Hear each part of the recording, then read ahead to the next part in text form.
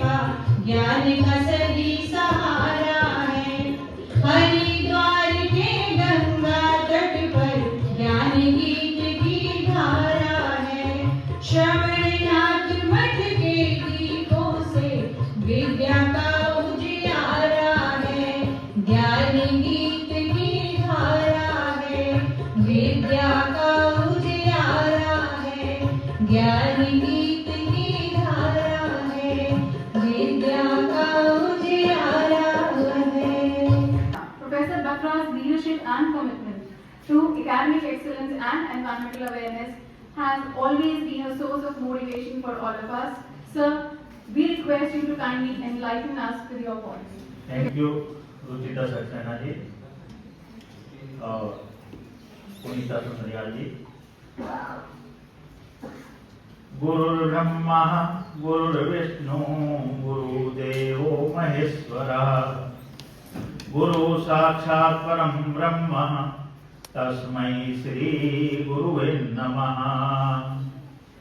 अखंडमंडलाकारं व्याप्तं येन चराचरं तत्पदं दर्शितं येन तस्मै श्री गुरुवे नमः। तस्मै श्री गुरुवे नमः। तस्मै श्री गुरुवे नमः। आज के इस राष्ट्रीय सेमिनार में मंचासीन परम पूज्य परम श्रद्धेय जिनका पावन सानिध्य और आशीर्वाद दिशा निर्देशन हमें समय समय पर प्राप्त होता रहता है, हमारी कॉलेज प्रबंध समिति के अध्यक्ष, मां मनसा देवी मंदिर ट्रस्ट के अध्यक्ष, अखिल भारतीय अखाड़ा परिषद के अध्यक्ष, Ramanand institute of management and pharmacy के अध्यक्ष परम पूज्य श्रीमान डॉक्टर रविंद्रपुरी जी महाराज, जो लगातार अनवरत मानवता की सेवा में निरंतर लगे रहते हैं, मैं आपका कॉलेज परिवार की ओर से और इस सेमिनार पर यहाँ उपस्थित होने पर हृदय की गहराइयों से बहुत बहुत स्वागत और अभिनंदन करता हूँ। गुरुजी जो है कल उज्जैन में थे और मेरी बात हुई और मैंने उन्हें बताया कि इस तरह से एक राष्ट्रीय सेमिनार का आयोजन हो रहा है और इसमें जो है हमें आपकी उपस्थिति चाहिए, आपका पावन सानिध्य चाहिए और गुरुजी हमारे बीच में आज उपस्थित हैं। मैं पुनः आपके इस भावना का और जो आशीर्वाद है, आपका जो पावन सानिध्य हमारे को मिल रहा है, उसका मैं बहुत बहुत अभिनंदन और आभार व्यक्त करता हूँ कॉलेज परिवार की ओर से और जितने भी विद्वज्जन हमारे आए हुए हमारे बीच में उपस्थित हैं, उन सब की ओर से भी आपका बहुत बहुत आभार और अभिनंदन। आप निरंतर शिक्षा और समाज सेवा के पद पर अग्रसर रहने के लिए हमें प्रेरित करते हैं। आप हमारे संरक्षक ही नहीं, हमारे मार्गदर्शक भी हैं। आज के हमारे जो मुख्य अतिथि हैं, हमारे बीच में पद्मश्री कल्याण सिंह रावत जी उत्तराखंड के गौरव हैं और मैती आंदोलन के प्रणेता के रूप में आपकी वैश्विक पहचान है। मुझे वह गौरवशाली क्षण याद है जब वर्ष 2019 में जल संरक्षण पर जो हमने एक वर्कशॉप आयोजित की थी, कार्यशाला आयोजित की थी, उसमें भी आपने हमें मुख्य अतिथि के रूप में हमने आपको यहाँ पर सादर आमंत्रित किया था और आप हमारे बीच में उपस्थित हुए थे। महाविद्यालय के प्रति आपका यह अटूट स्नेह हमें सदैव ऋणी रखता है और हम भविष्य में भी आपसे यही आशा रखते हैं कि जब जब हम आपको बुलाएंगे तो आपका ये जो आशीर्वाद है वो आशीर्वाद कॉलेज परिवार को निरंतर मिलता रहेगा। तो मैं आपका भी बहुत बहुत हृदय की गहराइयों से स्वागत और अभिनंदन करता हूँ।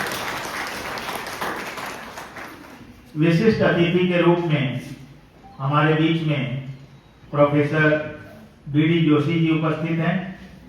प्रोफेसर जोशी जी हमारे कॉलेज परिवार के अभिन्न सदस्य हैं और जहां मैं रहता हूं वहां से लगभग 50 कदम की दूरी पर आपका आवास है। तो इसीलिए मैं यहाँ कॉलेज परिवार में होने के नाते आपको भी अपने कॉलेज परिवार का एक अभिन्न हिस्सा समझता हूँ और जब भी आवश्यकता होती है तो हम एक दूसरे को आपस में जो है बुला लेते हैं। सदैव जो है इसी तरह से फोन के द्वारा या उस तरह से आज भी जब मैंने आपको फोन किया तो आप आज के कार्यक्रम को जो है भूल गए थे कि यहाँ पर पहुंचना है, तो मैंने कहा कि मैं गाड़ी लेकर के आ रहा हूँ, तो मेरे को कह रहे कि मैं तो भूल गया, आप जो है थोड़ा सा विलंब से जो है गाड़ी भेजिएगा। तो कितने विनम्र आप हैं। मैं जो आपकी विद्वता है और जो बहुमूल्य समय से आप हमारे को सदैव समृद्ध करते हैं, तो मैं आपका भी बहुत बहुत स्वागत और अभिनंदन करता हूं। हमारे बीच में मंचासीन है सुलभ सोशियोलॉजी ऑफ सैनिटेशन। सुलभ शौचालय का आपने नाम सुना होगा। एक बहुत बड़ा आंदोलन जो 1970 में प्रारंभ हुआ था। तो नई दिल्ली से पधारे हमारे डॉक्टर प्रोफेसर नील रतन जी, आपका भी मैं हृदय की गहराइयों से स्वागत और अभिनंदन करता हूँ। स्वच्छता की यदि हम बात करते हैं और सामाजिक सरोकारों की बात यदि हम करते हैं तो आपके जो शोध हैं, जो रिसर्च पेपर हैं, वो आज के समय की एक महत्वपूर्ण आवश्यकता है। मैं आपका भी हृदय की गहराइयों से कॉलेज में पधारने पर आपका अभिनंदन और स्वागत करता हूँ। मंचासीन आज हमारे डॉक्टर संजय महेश्वरी जी, डीन स्टूडेंट वेलफेयर, हमारे बीच में हैं। और मैं आपको बताते हुए ये गर्व का अनुभव कर रहा हूँ, गुरुजी मेरे को भी बताते हुए गर्व का अनुभव हो रहा है कि हमारी एक आंतरिक गुणवत्ता आश्वासन प्रकोष्ठ IQAC बनी हुई है और उस IQAC के तहत ही हम जितने भी प्रोग्राम करते हैं वो सारे के सारे प्रोग्राम प्रतिवर्ष उसके अंतर्गत करते जाए।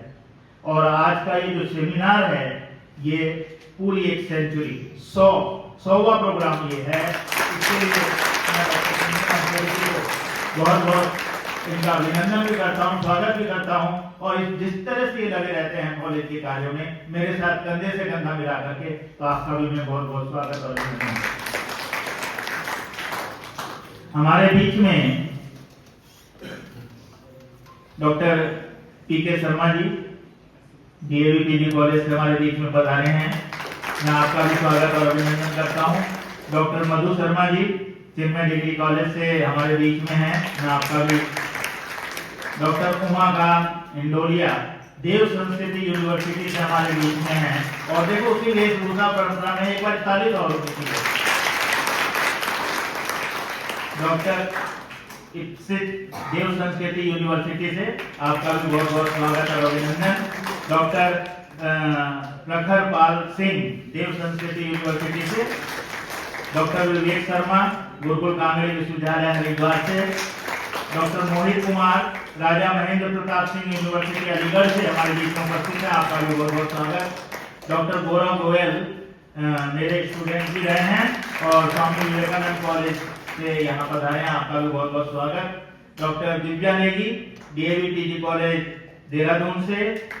Doctor Rakhi Baliyan Devbhoomi PG college. Doctor Priyanka Tyagi Dhanauri PG college Dhanauri से। और doctor Jitendra Singh Negi ex consultant BIS, आपका भी बहुत बहुत स्वागत और अभिनंदन। Doctor Deepika Chauhan Phoenix groups of institute और doctor Neelam Saini Phool Singh west degree college से आप हमारे बीच में उपस्थित हुए हैं। आप सभी का बहुत बहुत स्वागत। और यहाँ उपस्थित जो प्राध्यापक साथी हैं, जो छात्र और छात्राएं हैं, आपका भी इस सेमिनार में बहुत बहुत स्वागत और अभिनंदन। आज का जो सेमिनार है उस सेमिनार को यदि हम बात करें तो जल संरक्षण एवं गंगा पुनर्जीवन की बात यदि हम कर रहे हैं तो ये केवल एक चर्चा का केंद्र नहीं है, बल्कि ये हमारे एक अस्तित्व का प्रश्न है। लगातार जल ही वह तत्व है जिसने सभ्यताओं को जन्म दिया। आपने देखा होगा जितनी भी सभ्यताएं जो पनपी हैं वो नदियों के किनारे हैं, गंगा के किनारे हैं, वहां इन सभ्यताओं का जन्म हुआ। ऋग्वेद की ऋचाएं कहती हैं आपः स्वस्ति न प्रीतः, अर्थात जल हमें सुख और समृद्धि प्रदान करे। आज जब हम गंगा की बात करते हैं तो हम केवल एक नदी की बात नहीं कर रहे हैं, बल्कि हम भारत की सांस्कृतिक आत्मा और करोड़ों लोगों की जीवन धारा की बात कर रहे हैं। वर्ष 2004 में गंगा को राष्ट्रीय नदी घोषित करना इसके असाधारण महत्व का प्रमाण है। मां गंगा की कल कल बहती मां गंगा की धार हमें बचानी है, धार हमें बचानी है। सूख न जाए जीवन अपना, सूख न जाए जीवन अपना, यह बात हमें पहुंचानी है, यह बात हमें पहुंचानी है। बूंद बूंद में प्राण बसे हैं, बूंद बूंद में प्राण बसे हैं, व्यर्थ ना इनको बहने दो, व्यर्थ ना इनको बहने दो। आने वाली नस्लों को भी, आने वाली नस्लों को भी निर्मल जल में रहने दो, निर्मल जल में रहने दो। आज का जो विषय है अपने आप में, जैसा कि प्राचार्य जी ने कहा, सिर्फ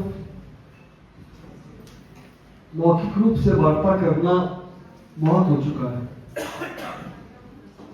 धरातल पर कुछ दिखना चाहिए, सामने आना चाहिए, और बिगड़ती हुई पर्यावरणीय परिस्थितियां, क्लाइमेट चेंज, ग्लोबल वार्मिंग, इन परिस्थितियों को और विकट करता चला जा रहा है।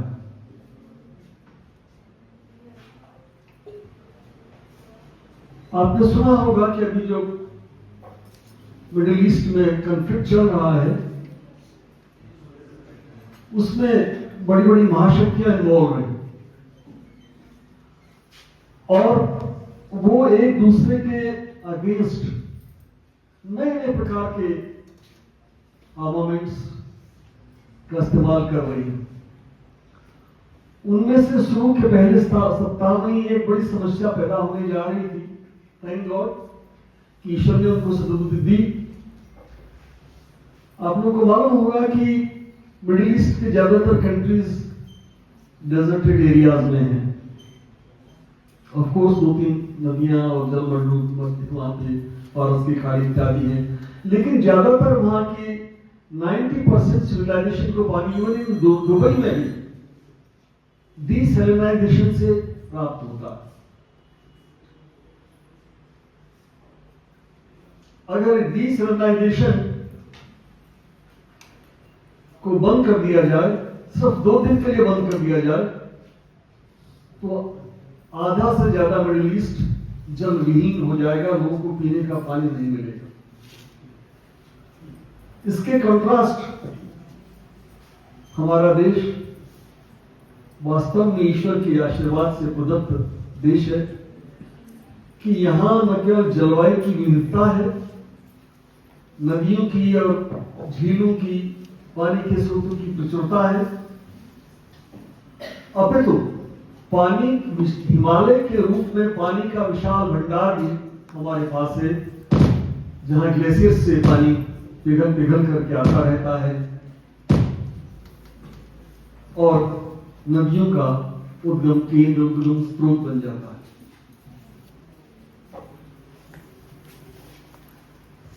अभी प्राचार्य जी ने कहा कि समस्त मानव का सामाजिक उत्थान और स्थापना जो थी नदी के किनारे हुई। मुझे अचानक याद आती है पंडित राहुल सास्क्यान की किताब का जिक्र। वो पुस्तक मुझे बहुत प्रिय है और मैं आज का पहली बार शायद आप लोग को उसका रिफरेंस दे रहा हूँ। अवसर मिले तो उस किताब को जरूर पढ़िए। छोटी सी 200 पेज की पुस्तक है, वोल्गा से गंगा तक। वोल्गा रूस के उत्तर भाग में बहती है और गंगा रूस के मुकाबले एशिया का दक्षिण देश माना जाता है।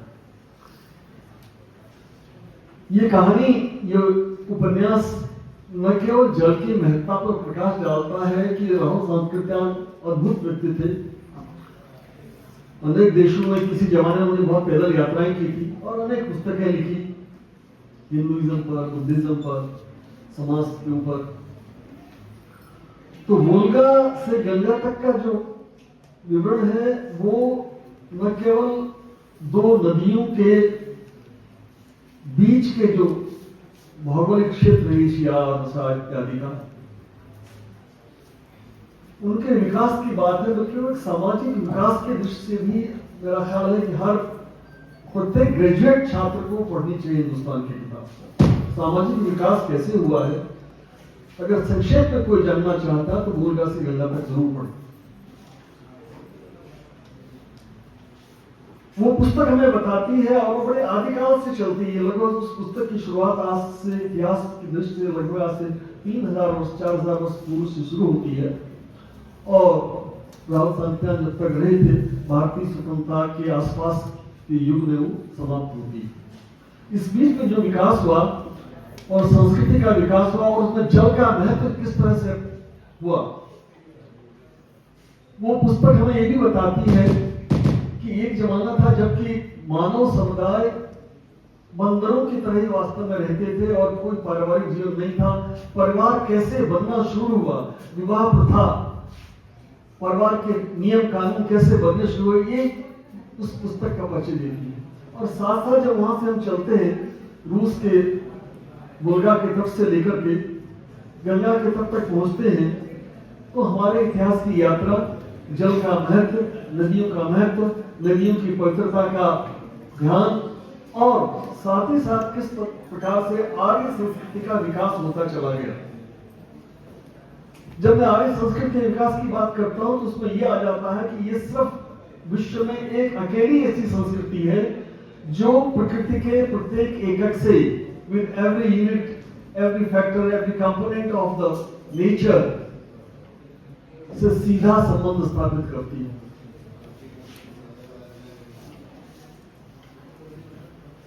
आयुर्वेद की स्थापना इसका एक विशाल उदाहरण है। अब मैं आता हूं आज के मुख्य विषय पे कि जल संरक्षण की बात।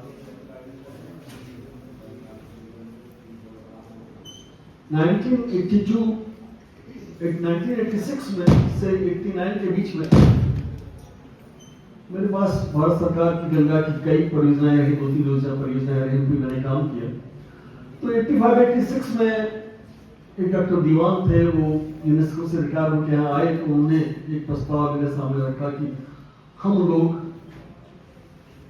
जो आज 2024-25 में और 26 में जिस प्रकरण को हमारा वर्तमान सरकार लेकर के चल रही है कि उत्तराखंड के जल स्रोतों का आकलन किया जाए कि कितने जल स्रोत हैं, कितने सूख गए हैं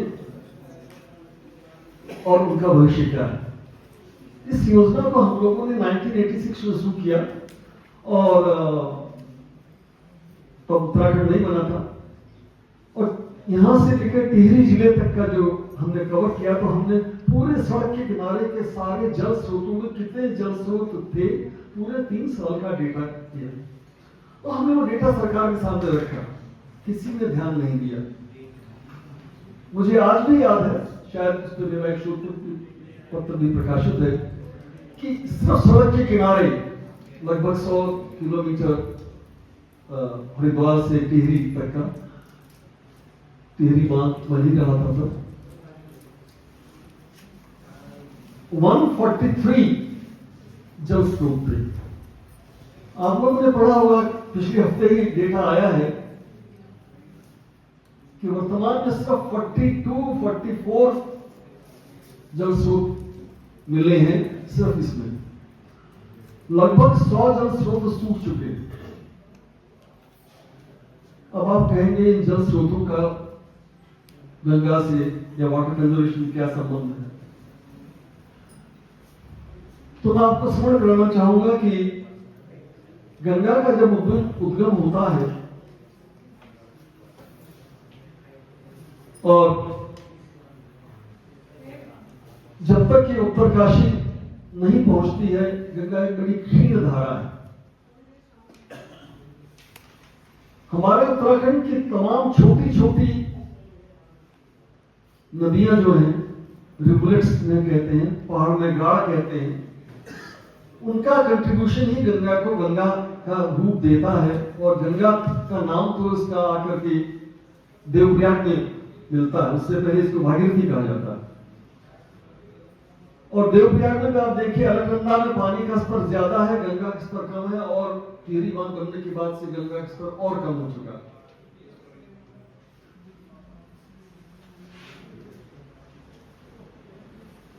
हम लोगों ने जब शोध कार्य शुरू किया था 1986 में फरवरी में भारत सरकार की पहली गंगा परियोजना शुरू हुई। हमारा विश्वविद्यालय भी उसमें से एक था, मैं योजना का इंचार्ज था। तो हम लोगों ने उस पर बड़ा विशाल रूप से काम किया। आज भी, और एक अच्छी बात आपको बताऊं, पूरा पब्लिश डेटा है पहाड़ की, उत्तराखंड की, मेनली गढ़वाल रीजन की, क्योंकि हरद्वार गढ़वाल रीजन में आता है, गढ़वाल कृषि में आता है, तो गढ़वाल रीजन की नदियों पे छोटी छोटी गाड़ों में मेरा बहुत काम है। आज भी सरकारी स्तर पर सिर्फ गंगा, यमुना, अलकनंदा के अलावा आपको इसकी इकोलॉजी कंजर्वेशन पे काम नहीं मिलेगा। सिर्फ एक हमारा काम था, हमारा विश्वविद्यालय का काम था कि मैंने छोटी छोटी गाड़ों के ऊपर भी काम किया है और उन नदियों का डेटा भी हमारे पास है। एक प्रत्येक छोटी, एक जैसे एक राष्ट्र को बनाने के लिए परिवार की भूमिका दृष्टिगत नहीं होती है, ऐसे ही वाटर कंजर्वेशन को लेकर के जब तक हम छोटी छोटी गाड़ों, नदियों पे, पानी के स्रोतों के ऊपर, नालों के ऊपर, धारों के ऊपर ध्यान नहीं देंगे, हमारा कंजर्वेशन कभी सफल नहीं हो सकता। हमारी तरफ से और डॉक्टर बिंदेश्वर पाठक सुलभ इंटरनेशनल सोशल सर्विस ऑर्गेनाइजेशन की तरफ से कि मुझे ये अवसर मिला कि आपके इस नेशनल सेमिनार में भाग लेने का। इसमें मैं पूर्व के जो स्ट्रक्चर ऑफ प्रेजेंटर्स था उसमें मेरा नाम नहीं था। ये प्रोफेसर ज्वाला पचौड़ी साहब जो उत्तराखंड के सोशियोलॉजी के बहुत बड़े विद्वान हैं, समाजशास्त्री हैं, उन्होंने कहा कि आप श्री सुमन देव यूनिवर्सिटी जा रहे हैं अभिभाषण के लिए, तो पूज्य श्री महंत डॉक्टर पुरी जी महाराज जी का SM कॉलेज है, आप वहाँ भी एक बहुत बड़ा आयोजन हो रहा है, वहाँ जाएं। तो उन लोगों ने मुझे एडजस्ट किया, ये मैं इस प्रोग्राम में नहीं था, मैं आगंतुक के रूप में हूँ, मगर महाराज जी का बहुत कृपा है कि मुझे एडजस्ट किया गया और मैं एडजस्टेड स्पीकर के रूप में थोड़ा सा समय लेके आपको सुलभ आंदोलन की बात करूंगा। सुलभ के नाम से सुलभ जीवन है, सुलभ समा है, सुलभ वातावरण है, सुलभ संसार है, तो सुलभ शौचालय भी जरूरी है। अगर सुलभ शौचालय नहीं रहे तो जीवन की धारा कहीं न कहीं अटक जाती है। जब मनुष्य को जब वो प्रेशर आता है तो पहले वो क्या खोजता है, वो उसकी दिशा अपने आप को, सबसे पहले वो अपने शरीर से वो मन मूत्र निकालना चाहता है।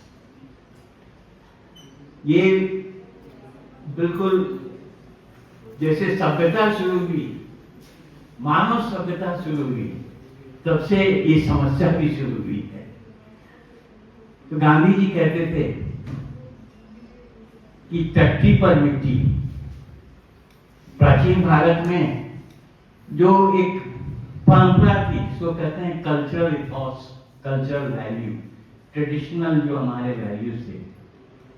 क्योंकि डॉक्टर बिंदेश्वर पाठक जी कहते थे, जो हमारे संस्थापक थे, फाउंडर थे, कहते थे कि गांधी जी ने क्या कहा कि भारत गांवों का देश है, 90% लोग गांव में रहते हैं और गांव के लोग शौचालय के लिए कहां जाएंगे। तो अपने घर से उन्होंने बताया कि ये बड़ी, आप लोगों को पता भी होगा कि लोग ईंटा फेंकते थे और जहां ईंटा गिरता था, या जो बड़े लोग थे वो तीर फेंकते थे और जहां जाके तीर गिरता था वहां शौचालय करते थे, शौच करते थे। और ये परंपरागत traditional knowledge of Indian ancient sanitation cultural values में डॉक्यूमेंटेड है। सैनिटेशन का इतिहास उतना ही पुराना है जितना सभ्यता का है। आपको मैं थोड़ी दूर और ले जाना चाहता हूं स्वामी जी।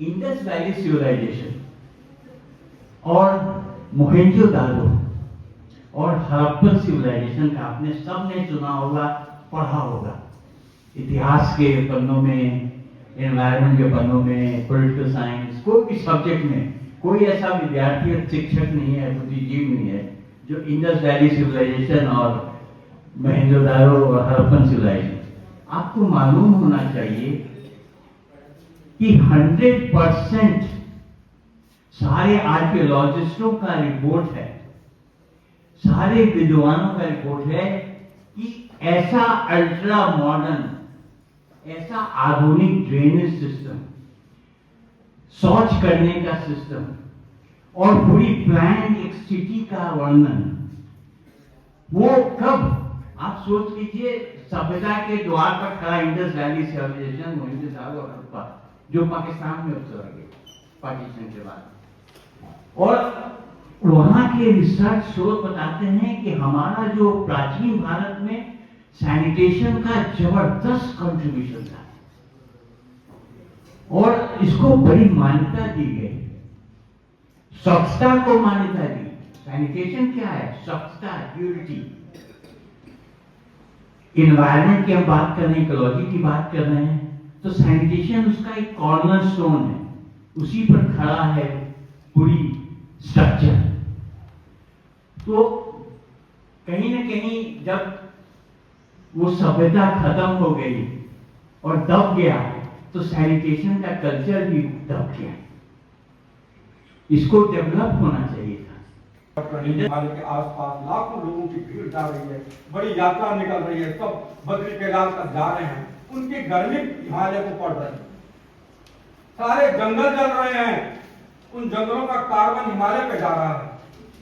तो global warming and local warming दोनों की मार हिमालय झेल रहा है। 427 ग्लेशियर लेक बनी हैं, जिनमें कुछ ग्लेशियर लेक इतनी ज्यादा खतरनाक बन चुकी हैं कि वाडिया इंस्टीट्यूट कह रहा है कि अगर इस पर अगर काम नहीं किया गया तो बहुत बड़ी त्रासदी आ सकती है। उसमें वसुधारा लेक हुआ, मासरताल लेक हुआ, आपके कई अनाम लेक हैं, 13 लेक उन्होंने आइडेंटिफाई किए हैं जो कि लगातार बढ़ रही हैं। और अगर कोई बड़ा ग्लेशियर अगर वहां से खिसक के ऊपर से नीचे उस लेक में आ गया तो सारा पानी बाहर निकलेगा। वही होगा जो 2013 में केदारनाथ में हुआ। तब एक झील टूटी थी, आज 427 झीलें टूटने के लिए तैयार हैं। क्यों, कैसे टूटेंगी? अब दूसरी पॉइंट मैं उस पर आ रहा हूं। आपका जो हिमालय क्षेत्र है हमारा, के ऊपर होता है, जिसको हम प्रलय कह सकते हैं। आग का मतलब प्रलय होता है, पूरी मकान डगमगा जाएगी, सारे जंगल के जंगल उखड़ जाते हैं आग से। और 1803 के बाद, सॉरी 1903 के बाद अभी तक कोई भूकंप उत्तराखंड में 8 मैग्नीट्यूड का नहीं आया। वैज्ञानिकों का यह मत है कि इतनी ऊर्जा जो इसके अंदर जमा है कि कभी भी आ सकती है बाहर। अब ऐसी स्थिति में जो हिमालय टाइप 5 में है और जहां 427 ग्लेशियर लेके बनी हैं, अगर वो भूकंप खुदा करे ना आगे कभी तो क्या होगा? बताइए क्या होगा? ये सारी ग्लेशियर लेके जब छलकेगी तो पानी जाएगा कहां? हिमालय में नहीं जाएगा, वो आएगा नीचे। और कहां आएगा?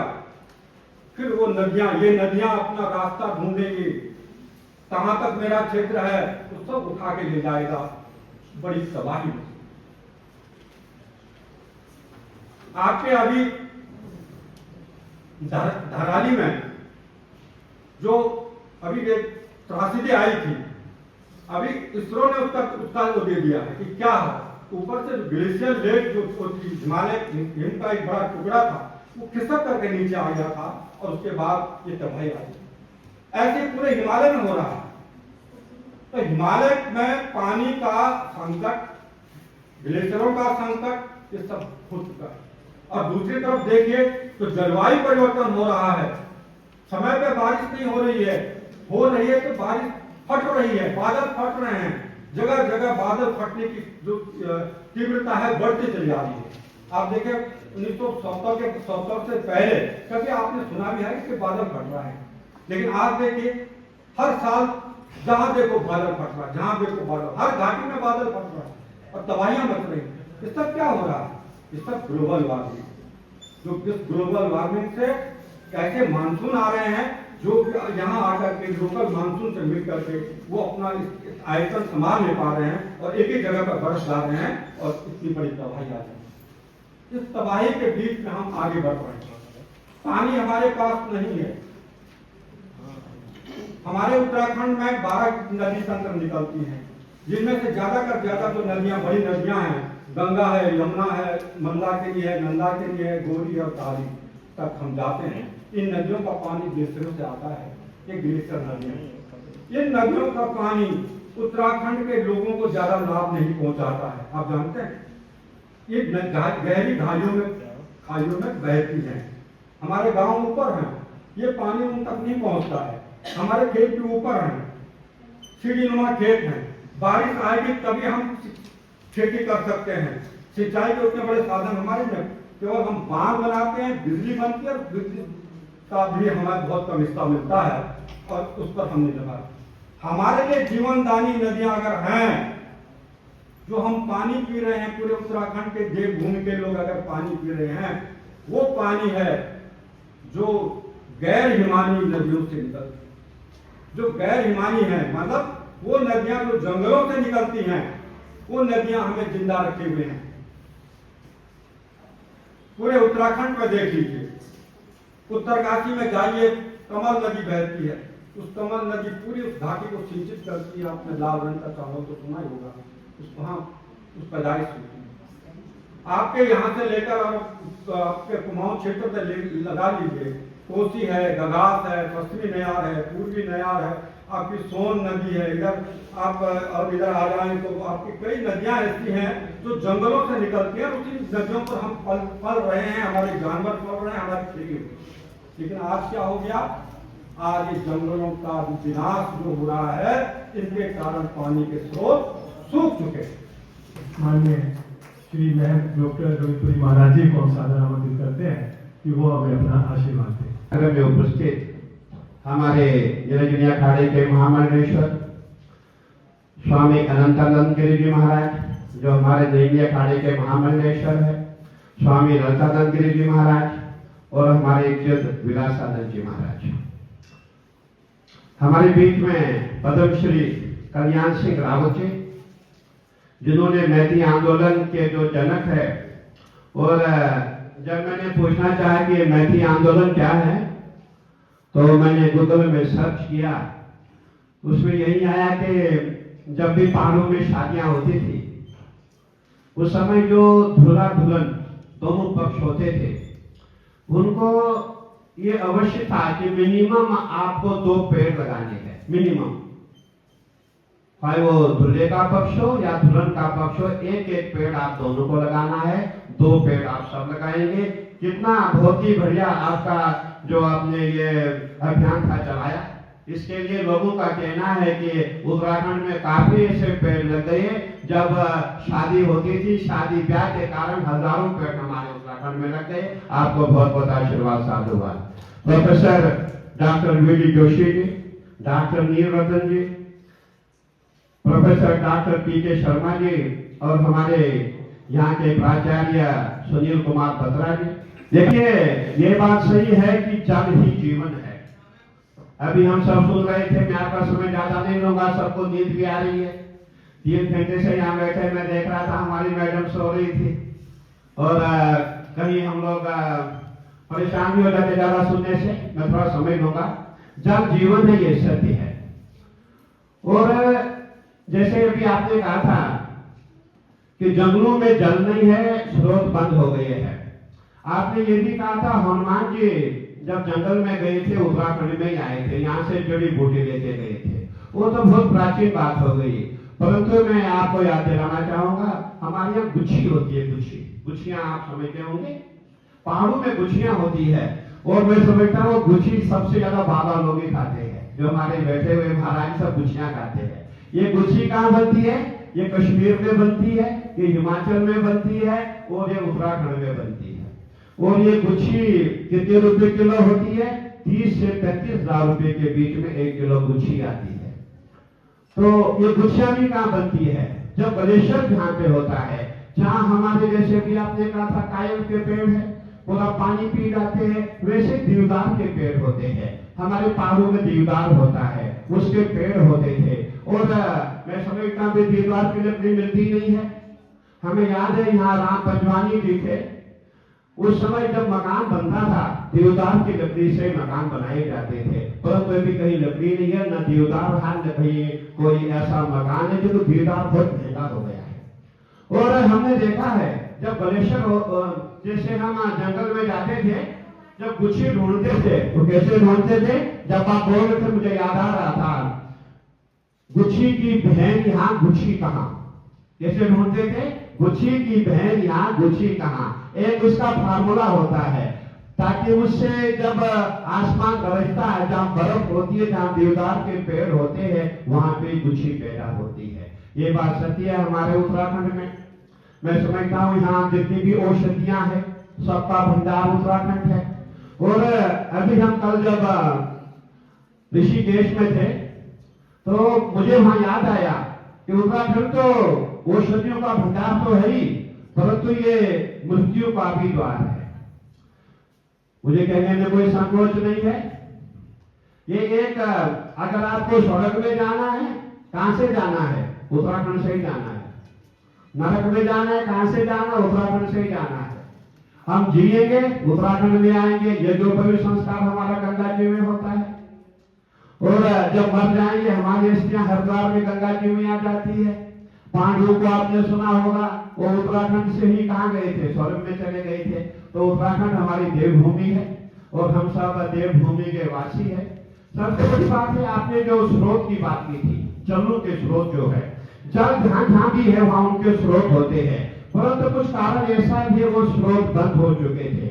अभी मैं डॉक्टर साहब को कहना चाहूंगा, 2 साल पहले मैं उज्जैन में था, वहाँ छिपरा जी है, छिपरा नदी है जहाँ पे कुंभ का स्नान होता है। जब मैं छिपरा जी में पहुंचा मुझे बड़ी चिंता थी हम स्नान कैसे करें। तो उस समय हमारे जो पुराने सीएम शिवराज सिंह चौहान जी थे, उन्होंने नर्मदा का जल छिपरा जी में डाला था।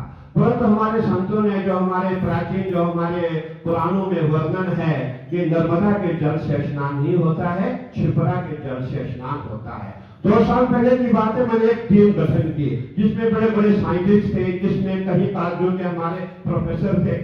हम सब मिलकर के हमने रिसर्च किया इसका जो स्रोत है कहां से है। और उज्जैन में सप्त सागर है। उज्जैन कौन है?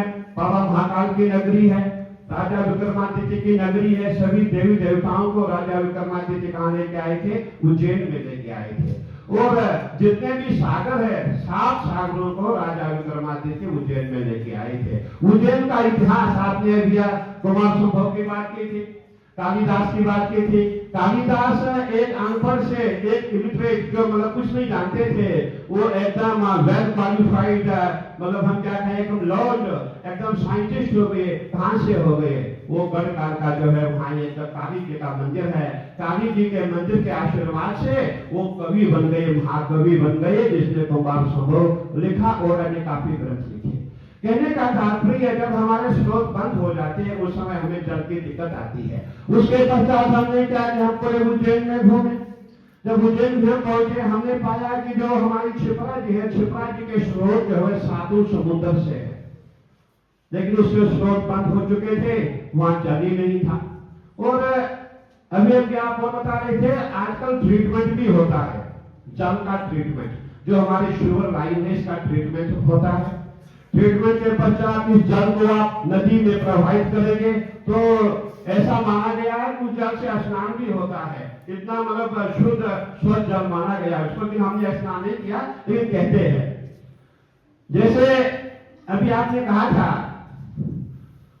जहां मल मूत्र वाली बात आती है, बार बार कहना मैं समझता उचित नहीं है। देखिए हम तो इसी चीज से सब लोग बने हुए, हमारे अंदर भी यही है। हमें याद है जब बहुत हम छोटे थे, हमारे कुंभ हुआ करते थे, कुंभ में खुले में शौच लोग जाते थे। उस समय जब आप वहां से वापस आते, जहाँ लाखों की संख्या में श्रद्धालु होते थे, खुले में शो जाते थे, उस समय ऐसा लगता था कि 2 दिन हम खाना नहीं खा पाते थे। ऐसे मन में ऐसे ग्लानि पैदा होती थी, भाई हम कहाँ जा रहे हैं। परंतु शोध हुआ, रिसर्च हुआ और हमारे बड़े बड़े साइंटिस्ट में आ गए, जिन्होंने, बल्कि मैं कहना चाहूंगा हमारे हरिद्वार में जो शिवर लाइन पड़ी हुई है, ये आज की नहीं है, ये अंग्रेजों के समय की शिवर लाइन यहाँ पे है। अंग्रेजों के समय की 1947 से पहले की शिवर लाइन हरिद्वार में थी। आपने ठीक कहा, हम इस साइड से, इस पक्ष से विकसित नहीं हो पाए, लेकिन अंग्रेजों ने शुरू से ही जब वो हरिद्वार में आए थे, उन्होंने शिवर लाइन बनाई थी। आज भी वही शिवर लाइन मायापुर से तुलसी चौक होकर के पूरा मेला ढोकर के वो जो है आगे चली जाती है। कहने का तात्पर्य अंग्रेजों ने बहुत अच्छा कार्य किया था। और अभी हमारे सभी जितने भी लोग हैं, सभी को जागरूक होना है। और जहाँ नमामि गंगे की बात भी आपने कही थी, नमामि गंगे में मैं समझता हूँ जब उमा भारती जी आई थी, उन्होंने बहुत अच्छा कार्य किया था। और हमने देखा था, इससे पहले मुझे याद है 2014 का जब कुंभ था, उस समय हम प्रयागराज में गए, जब हम स्नान के लिए पहुंचे, वहां का जो जल था लाल हो रहा था, रक्त। वो कहां से आ रहा था? कानपुर से आ रहा था। कानपुर के जितने भी उद्योग हमारी इंडस्ट्रीज है, जो चमड़े का जहाँ काम होता है, वो सब गंगा जी में जाता था। और वही जल जिसको आपने कहा था कि हम अमृत कहते हैं, उसी अमृत में हम लोग स्नान करते थे, उसका आचमन होता था। तो कहने का तात्पर्य मैं समझता भी, जब से हमारे माननीय प्रधानमंत्री जी आए हैं, तब से बहुत अच्छा कार्य हुआ है, स्वच्छता पे बहुत अच्छा काम हुआ है। और आपने देखा होगा, पहले हमने कभी नहीं सोचा था कि हम लोग इतने स्वच्छ हो जाएंगे। पहले हम गाड़ी में बैठते थे, केला खा करके रोड पे फेंकते थे। और जब प्रधानमंत्री जी ने ये घोषणा की, भाई कोई भी रोड पे केला नहीं फेंकेगा, सभी गाड़ियों में अपने अपने पॉलिथीन रखो, सबने रखना शुरू किया। और मैं समझता इस समय जो हमारे माननीय प्रधानमंत्री जी के द्वारा स्वच्छ अभियान भारत जो चल रहा है, मैं समझता हूँ बहुत ही अच्छा चल रहा है। और हर व्यक्ति, इस समय हम भी गाड़ी में बैठते हैं, संतरा खाएंगे, हम भी एक लिफाफा रखते संतरे में, उसको संतरे को लिफाफे में डालेंगे। और कहने का तात्पर्य है कि हमारे जितने भी आज हमारे विद्वान हमारे बीच में उपस्थित है, मैं आपको बहुत बहुत आशीर्वाद साधुवाद देना चाहूंगा। हमारे professor PT Joshi ji, president Indian academy of environmental science, पर्यावरण विज्ञान के क्षेत्र के प्रतिष्ठित विद्वान है और उन्होंने पर्यावरण संरक्षण के विषय में महत्वपूर्ण योगदान दिया हुआ है। हमारे मुख्य अतिथि पद्मश्री कल्याण सिंह रावत जी, फाउंडर ऑफ, आपको वही मैंने कहा, वो जो मैथिली मूवमेंट है ने उत्तराखंड में पर्यावरण संरक्षण के लिए मैथिली आंदोलन की शुरुआत की। विवाह जैसे शुभ अवसर पर पेड़ लगाने की परंपरा शुरू करके उन्होंने समाज में पर्यावरण संरक्षण का अद्भुत संदेश दिया। हमारे साथ मुझसे कहते थे डॉक्टर नील रतन जी, जो भी आपको समझा रहे थे कि सुलभ sociology of sanitation, new Delhi भी उपस्थित है। आपको बहुत बहुत आशीर्वाद साधुवाद, जिन्होंने आपको स्वच्छता और सामाजिक स्वच्छ के क्षेत्र में महत्वपूर्ण कार्य किए हुए हैं। मैं चाहूंगा कि हमारे ऐसे कार्यक्रम होते रहे। और हमारे जितने भी यहाँ स्टूडेंट्स हैं, मैं समझता हूँ कि हमारे यहाँ स्टूडेंट्स नहीं आए, सभी जो है दूर दूर विद्यालय से हमारे प्रोफेसर आए हैं, हमारे शांति कुंज से भी आए हुए हैं, डीपीएस से भी आए हुए हैं, हमारी मैडम आई हुई है। आप सबको बहुत बहुत आशीर्वाद साधुवाद। ओम सर्वे भवन्तु सुखिनः, सर्वे सन्तु निरामयाः, सर्वे भद्राणि पश्यन्तु, मा कश्चित् दुःखात् भवेत्, मा कश्चित् दुःखात् भवेत्। अच्छे से सीधा करके है ना।